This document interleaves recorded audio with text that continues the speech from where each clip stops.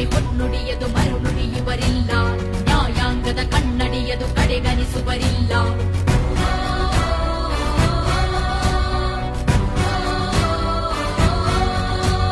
ನೀ ನೆನೆದರೆ ಕಗ್ಗಲ್ಲದು ಬಂಗಾರವು ತಾನಿ, ನಿನ್ ಹಸ್ತದಿ ಪಡೆದವರಿಗೆ ಸೌಭಾಗ್ಯವು ತಾನಿ.